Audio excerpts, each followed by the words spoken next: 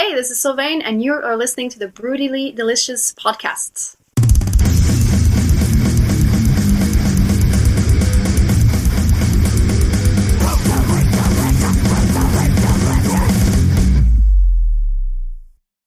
So I was prepping and reading the bio this morning, and I noticed you're from Norway, but you've moved to France. What's the metal scene like in France?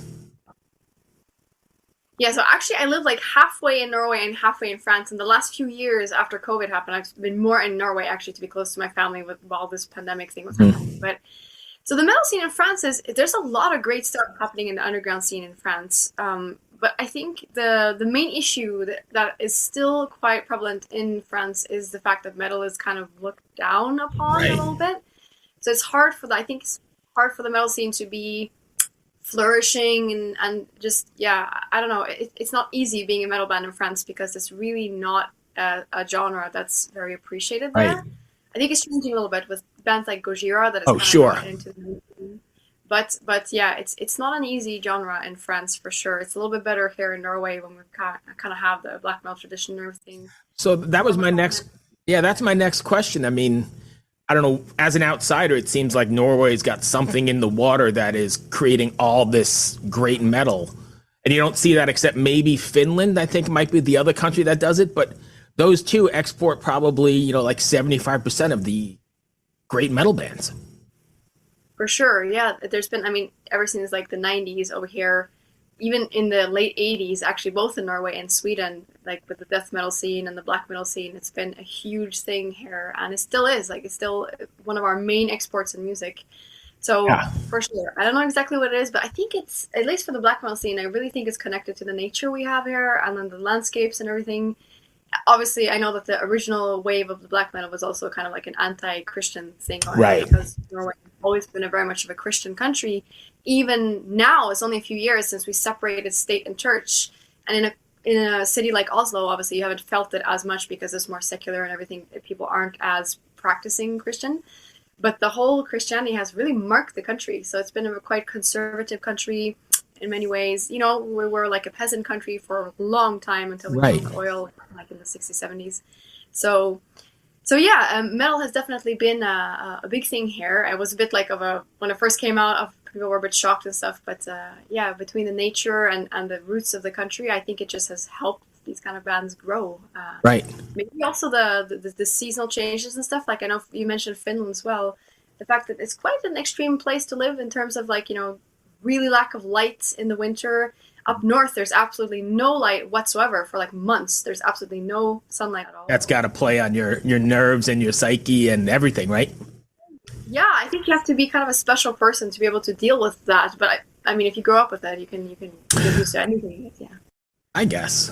So anyway, sorry, I didn't mean to lead us down some other road, but been listening to Mono Nowhere, and actually I went back and did some more. Even Nowhere Still Somewhere. Great stuff. How do you, obviously there's a message behind it or something you want to get your fans to, but my question is, at the end of the day, what is it you want your fans or your listeners to walk away with after listening to a Sylvaine record? That's a good question. Obviously my records are a personal diary for me, like an audio diary where I put, each record is kind of like a statement of who I was and what I was what I was going through at the moment during the years that the record was created. So I'm putting myself into the record, my emotions, and I'm kind of handing it over to the audience.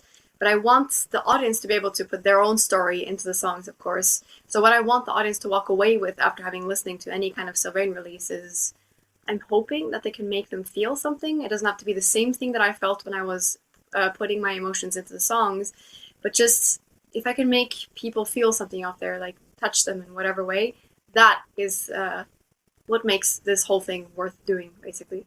That's the only thing I really want. So when I see people writing me or like I see comments online about people connecting to the song in whatever way, like Mono Nowhere and Nowhere Still Somewhere, there was a lot of comments about how personal the songs felt. And I don't know, it's just really touching when you read comments or you have people send you messages and you really feel like they pick up on what you put into the songs. Right. It's just as cool as when people actually make their own kind of universe around it. I just really want people to feel something, anything basically when they're listening. Okay. Do you ever feel, and I guess this is going to be about the cover as well, but do you ever feel it's too vulnerable or you can't go there? I mean, obviously you're pretty much naked on the cover of the album. How vulnerable is all that to put that out there? Oh, it's like balls out terrifying. Like, it's just like it's kind of like you go like, here's my soul on a platter. Now you can do whatever you want with it.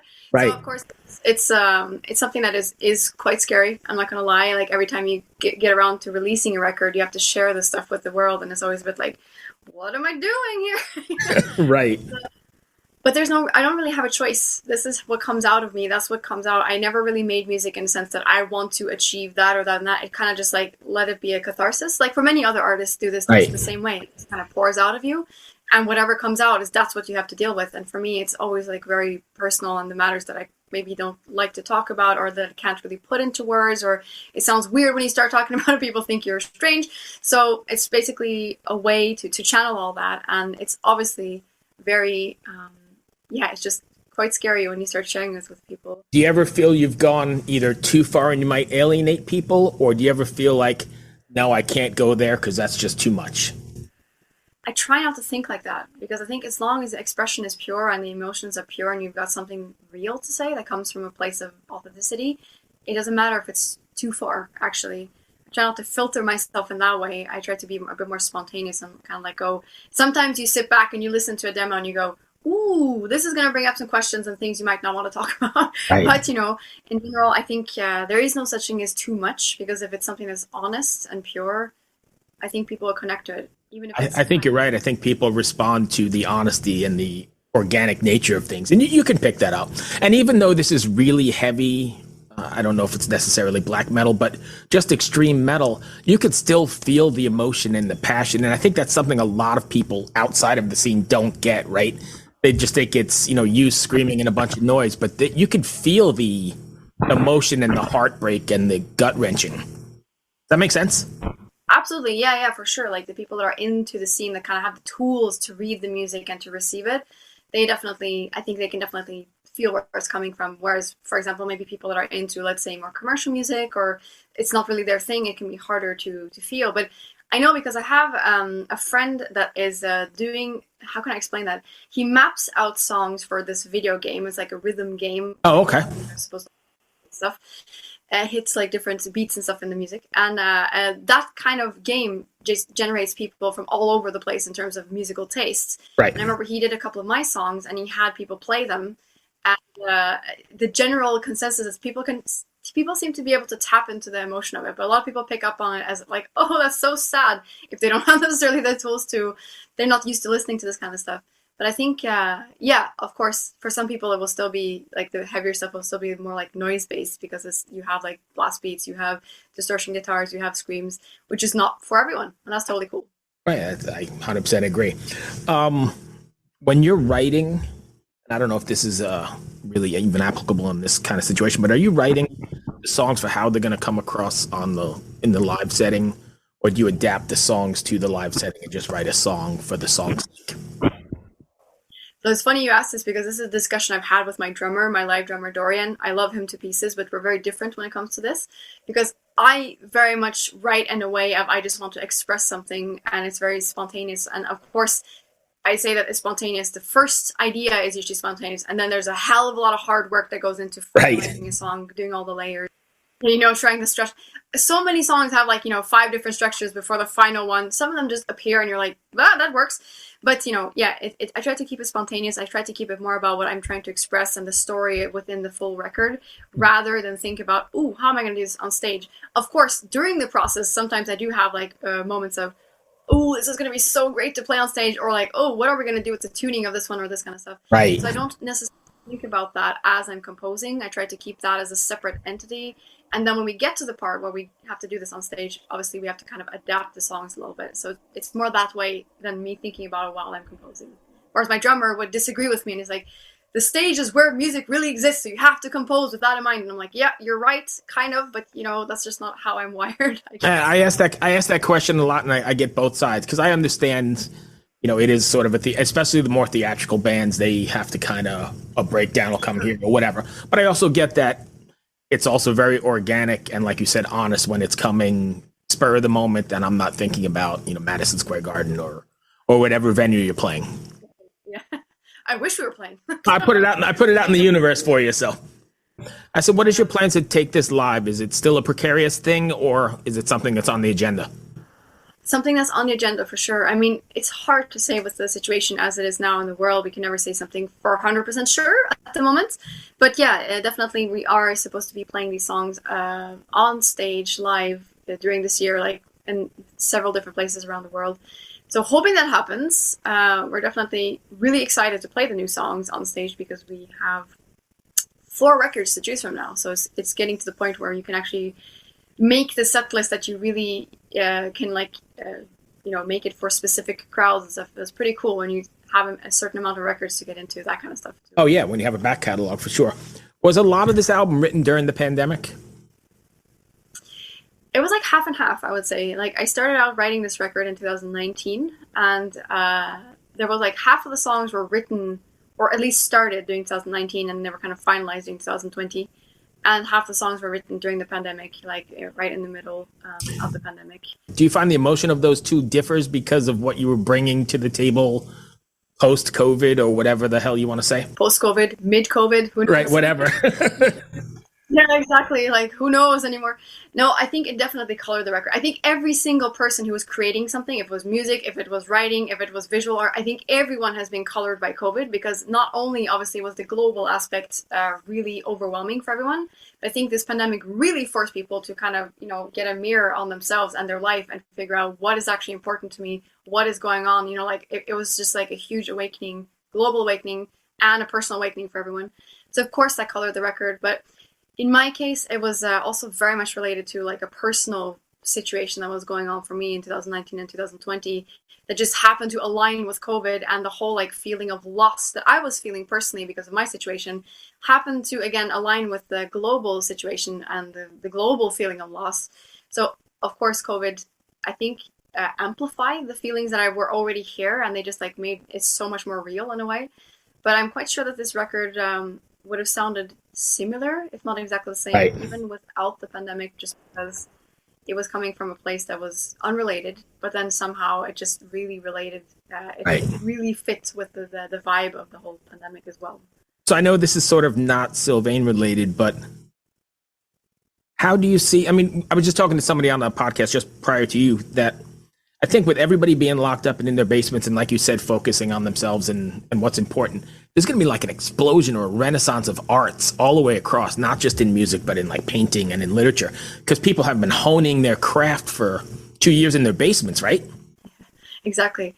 I think it's been a double-edged sword, actually, because I know a lot of musicians, especially, that struggled to create during the pandemic because things were just too overwhelming. It was too much. It's just too much going on that you actually get kind of paralyzed in it.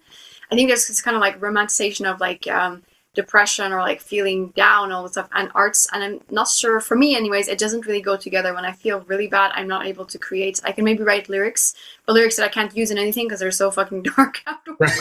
Right. It's just like, what was I writing? Like, Jesus. So yeah, it doesn't really help me much, but it's either that. I think I know a lot of people that were struggling to create because of the overwhelming feeling, and also just the fact that if you're not actually living life, you're not actually going out there, you're not meeting people, you're not confronted with like yourself through being out in the world, you're not getting impulses from the outside world, it's sometimes hard to write as well.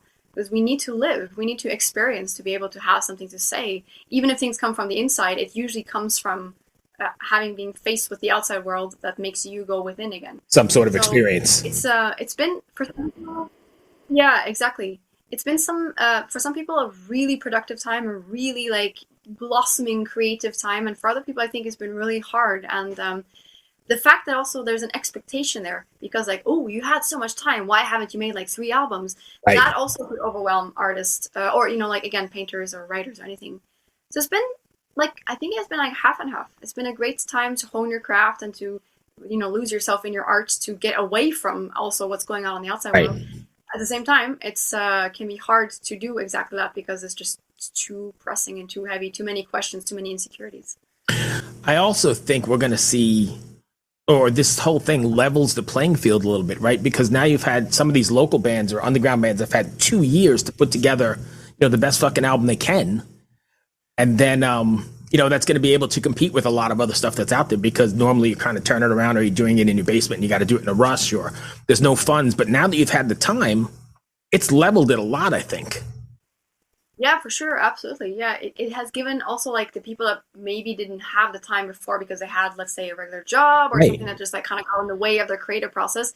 For those people, I think this time has been wonderful because they actually for once had a way to kind of lose themselves in their art and to go into it, like you said, to be able to up the ante, so to speak, to make it a little bit more on point than it might have been without that time. What's next for you? What are you doing next? You got another single ready to go, or how you playing out? What's next? Well, but no, I have another single coming out very soon. It's actually coming out in just a few weeks. I can't believe how fast time goes by. It's just like, stop, please. Yes. But yeah, in a few weeks time, there'll be the last track released like before the album is out. Then the album was released in March. 4th, right? Yeah, I think March 4th. Yeah, March 4th, absolutely. And then hopefully we can get our butts over to the US. That's the plan. And then from there, we have like many little tours and shows and festivals and stuff planned for the rest of this year and the beginning of next year as well. So fingers crossed that we can actually do this. And I hope you are right, because this is crazy. I mean, I imagine the energy is going to be insane, because not only are you ready and raring to go, but people like me are just dying to see a show and be around, there's a community, and be around all those metalheads and friends and family, because a lot of times they're closer than family. That is so true. Like, I think that also made a lot of people realize just how important it is, the fact of going to concerts, because going to concerts is not just seeing a band, it's also energy exchange, like you said, seeing your family, your extended family, like seeing friends and just feeling like you're part of something and something that's happening there and then, it's just something that we haven't had much the last few years. And I think people are very hungry for it. I mean, for me too, I've gone to one show in the last couple of years because of this situation. So it's been very strict here in Norway. So not much has been going on. And it's just, it's kind of surreal. I just really hope for everyone's sake that things go back to not normal, because I don't think there's a normal after this, but some kind of new normal. Right. So yeah, fingers crossed once again. Fingers crossed once again. I hope I covered everything. Did I miss anything you want to go over? I think that was great. Like, I don't think, not that I can think of now anyway. And I kind of meandered. I'm sorry about that. I just usually have a partner with me. We just go where we go. Hey, that's all good for me. I thought it was great. Thank you so much. I really appreciate it. Good luck with the record, and hopefully we'll see you in the States sometime. Absolutely. Hopefully. Pleasure talking to you. Take care. Take Bye. care, Bruce. Bye. Bye. Hello out there. Yes, hello out there, everyone. I'm Hal Schwartz. And I'm Flynn McLean.